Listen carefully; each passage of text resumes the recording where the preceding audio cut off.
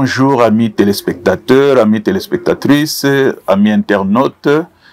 Nous voilà de nouveau pour décortiquer avec nous tous l'actualité ou les actualités qui font la une pratiquement de ce qui se passe sur notre territoire. Aujourd'hui, nous allons revenir sur les inondations de Kinshasa, voir si on pouvait les éviter ou non et quelles leçons on peut en tirer. Et comme vous le savez, nous sommes à notre 23e rendez-vous. Dans la nuit du 4 au 5 avril 2025, une pluie diluvienne est tombée sur Kinshasa. Enfin, en principe, la pluie est tombée sur Kasangulu, qui a drainé les eaux de pluie et la boue dans la rivière Njili jusqu'à Kinshasa. Et cette partie-là, arrivée à Kinshasa, notamment la rivière Njili au niveau du pont Matete, au niveau du pont Njili, a débordé. La rivière a quitté son lit pour embraser une partie de Njili, une partie de Matete, une partie de Salongolimete, et notamment au niveau de le temple Shekinah. Le bilan, c'est plus de 30 morts, plusieurs blessés, des maisons inondées, des murs écroulés, et la vitesse des eaux avait pris tout le monde de court, si bien que Kinshasa s'est réveillé en plein deuil et il y a eu pratiquement de l'encre et de salive qui ont coulé. On a donné tort à tel, on a donné raison à tel, et finalement, heureusement que malgré les morts, le gouvernement congolais a pu récupérer les sinistrés pour les loger, certains au stade du 20 mai, au stade Tata Raphaël, d'autres dans des écoles et dans d'autres endroits. Il y a aussi la station de la Régie des eaux, station de Njili, qui a été inondée et la boue a gagné pratiquement tous les circuits pour arriver au point que finalement la partie est a été privée d'eau potable. Les questions que nous devons nous poser, c'est de savoir si cette catastrophe naturelle pouvait être évitée. Alors, pour comprendre ce que c'est une catastrophe, nous allons faire recours à l'histoire. Nous allons étudier l'histoire ancienne pour comprendre les définitions, comment les anciens ont vécu ces catastrophes. Nous commencerons par la Mésopotamie. Selon les anciens, la catastrophe vient de la colère de Dieu. La colère de Dieu, parce que les dieux, je parle de dieux au pluriel, avec des minuscules, ont voulu punir la race humaine. Et pour punir la race humaine, il était question d'envoyer des catastrophes pour les réduire sensiblement. Alors, d'abord, il fallait inventer une race de serviteurs qui devait être au service des dieux. Et les dieux ont inventé l'homme. L'homme devait être au service des dieux. L'homme inventé prolifère et son vacarme devient insupportable. L'homme qui a été inventé pour servir les dieux a commencé à faire beaucoup de bruit, a commencé à s'entêter et finalement, Énil, qui est le roi des dieux de la Mésopotamie, va prendre une décision de noyer tous les humains en recouvrant toutes les terres des eaux. Donc, selon les anciens, les inondations sont dues à la colère de Énil, le roi des dieux de Mésopotamie, qui, pour punir les hommes, pour punir les humains, leur envoie les inondations. Et selon les Hébreux, c'est pratiquement le déluge. Mais pour les Hébreux, qu'est-ce qui s'est passé avec le déluge de Noé? Le Dieu des Hébreux, Yahweh, a juste choisi une race qui devait rester, les échantillons de chaque espèce pour régénérer. Donc, le Dieu des Hébreux, Yahweh, a diminué aussi la population du monde. Donc, voilà comment on a instauré la maladie, la misère à la place de la destruction humaine après le déluge. Donc, désormais, catastrophe signifie pénurie, signifie pandémie, signifie réchauffement climatique, signifie cataclysme, éruption volcanique. Donc, tout cela, tout ce que nous vivons comme catastrophe, ne peuvent pas être arrêtés. On ne le prévoit pas parce que c'est la colère de Dieu pour punir les humains. Donc, les catastrophes, les dieux voulaient nous donner une leçon. La leçon, cela signifie, la leçon, c'était que le genre humain est mortel. L'homme est mortel. Et l'homme ne doit pas se mesurer au Dieu.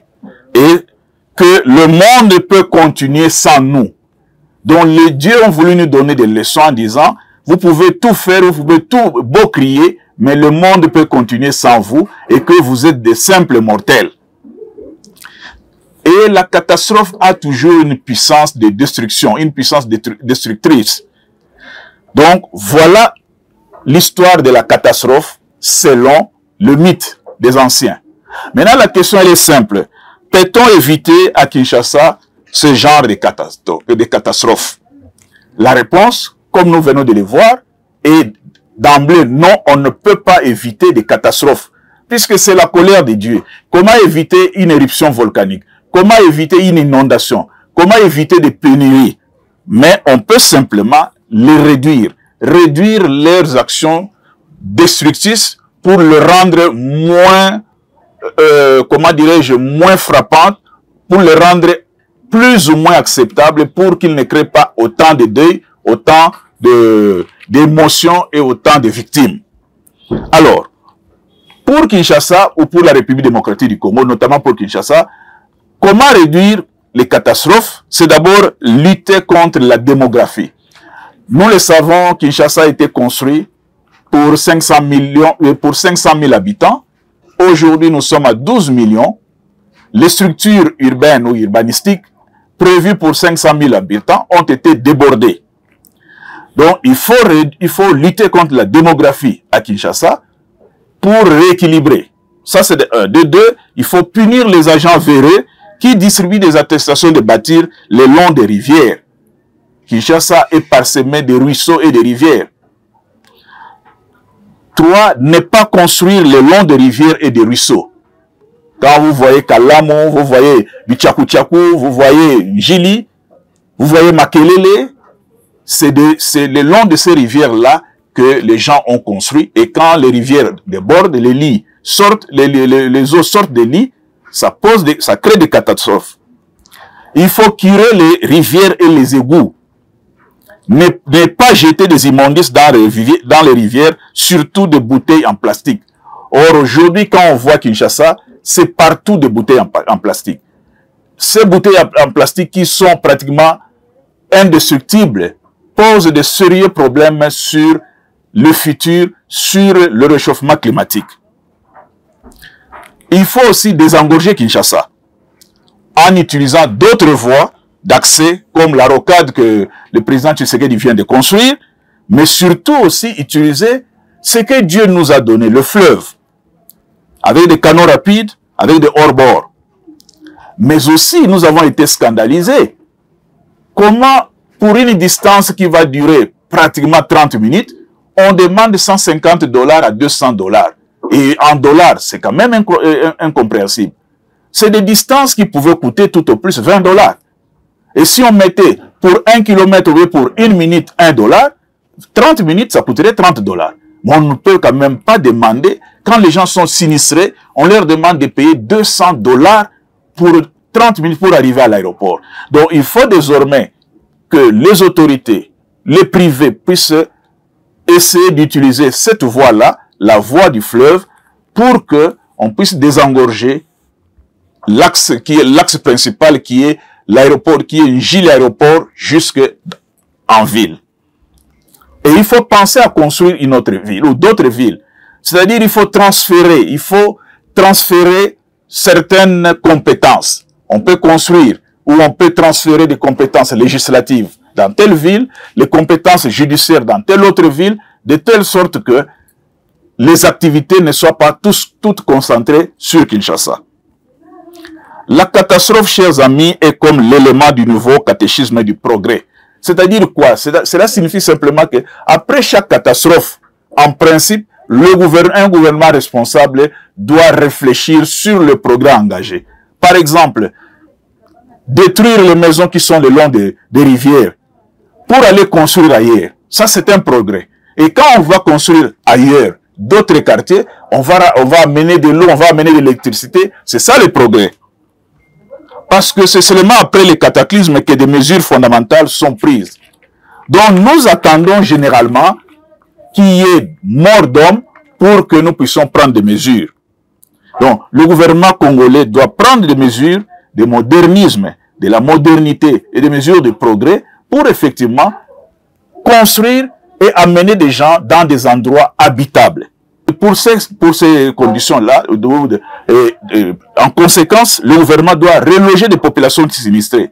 Donc, on ne doit plus revoir les populations sinistrées retourner dans les endroits où ils ont perdu certains des vies humaines, d'autres des biens.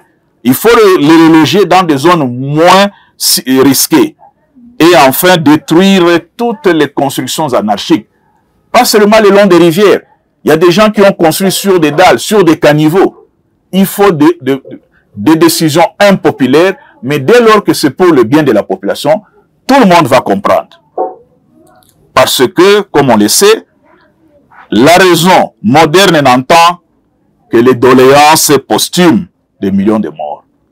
Donc, lorsqu'on a eu des millions de morts, lorsqu'on a eu autant de décès, c'est alors que lorsque tout le monde fait le deuil, c'est comme ça que la raison humaine entend cette voix-là, mais c'est déjà trop tard. Mais comme rien n'est trop tard, pour ceux qui sont restés vivants, pour les vivants, on peut alors améliorer.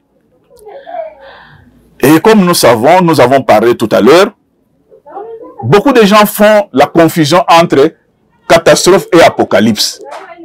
Apocalypse est différente des catastrophes. Apocalypse signifie simplement manifestation. L'apocalypse est religieuse. La catastrophe est athée. Athée dans le sens où c'est des punitions, c'est comme si on punissait les pécheurs. L'apocalypse a un discours pédagogique, salutaire. La catastrophe est une puissance destructrice. Chers téléspectateurs, chères téléspectatrices, chers internautes, à la vie, à la mort, voilà ce que nous voulions dire sur ce qui se passe à Kinshasa, notre contribution sur les deuils qui frappent tous les Congolais pour comprendre que la catastrophe, elle est naturelle, la catastrophe est inévitable, mais on peut réduire ses conséquences, on peut réduire ses dégâts. Chers téléspectateurs, chers internautes, likez, partagez avec tous les amis. C'est les coulisses RDC Télévision. Nous vous donnons rendez-vous à une prochaine occasion. Nous vous remercions.